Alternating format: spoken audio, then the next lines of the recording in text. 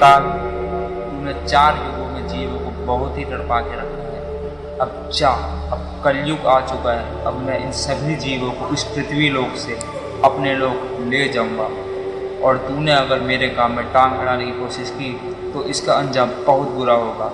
जा यहाँ से।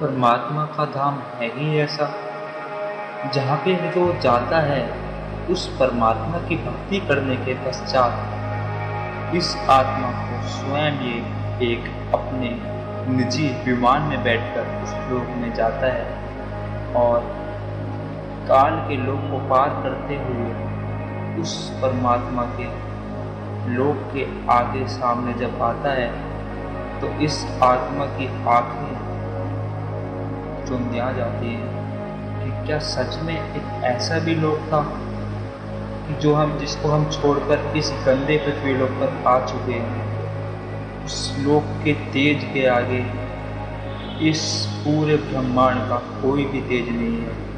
वहाँ की हर चीज, हर वस्तु का कभी भी विनाश नहीं होता है, और ना ही उस स्थान पर कभी आपकी जन्म अथवा मृत्यु होती है। वहाँ पर आपके बने बनाए महल है जो कभी भी नष्ट नहीं हो सकते, और ना ही उनका तेज कभी कम पड़ सकता है। जमीन में से इतना तेज निकलता है मानो सोना भी उसके आगे कुछ ना हो। उस तेज के आगे, उस परमात्मा के रूप के आगे कोई भी चीज ना हो सकती। सतलोक के अंदर शंखों लहर मेहर की उपजे, कहर नहीं जा कोई। दास गरीब अचल अविनाशी, सुख का सागर सोई।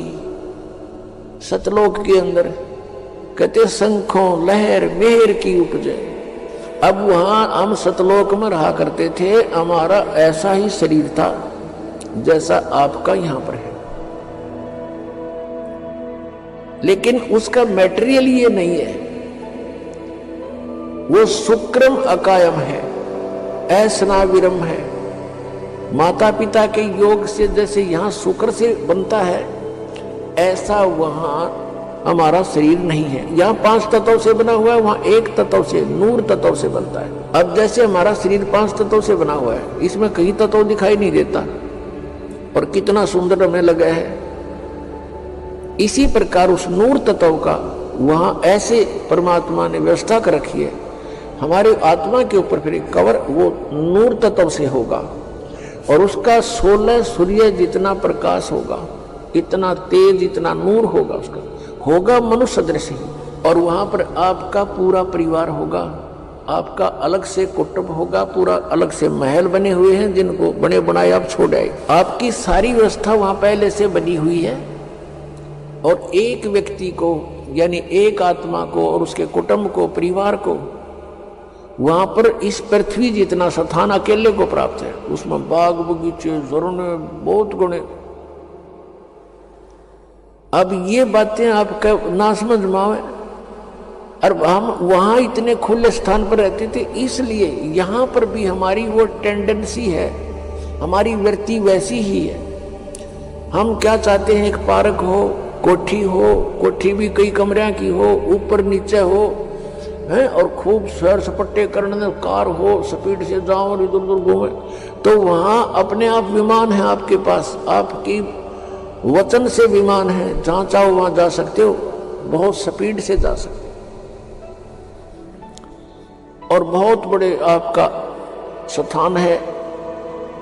तो वो सुविधाएं आपको वहां थी, उसकी अब खोज हम यहां कर रहे हैं।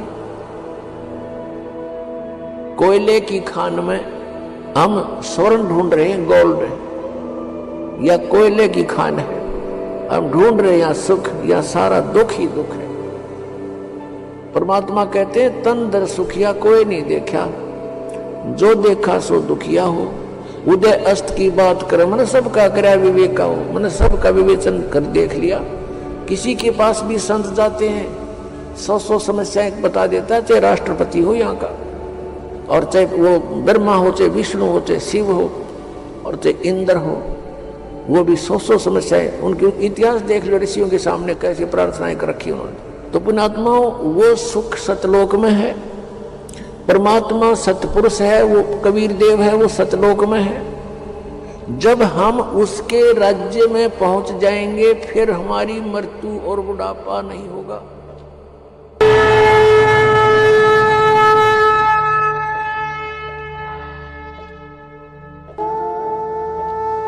कोई है रे परले पार का, जो भेद कहे झनकार का। कोई है रे परले पार का, जो भेद कहे झनकार का। अब क्या बताते हैं कि कोई है उस परले पार का जो उस वास्तविक धुन की जानकारी रखता हो। तो क्या बताया है, वारही गोरख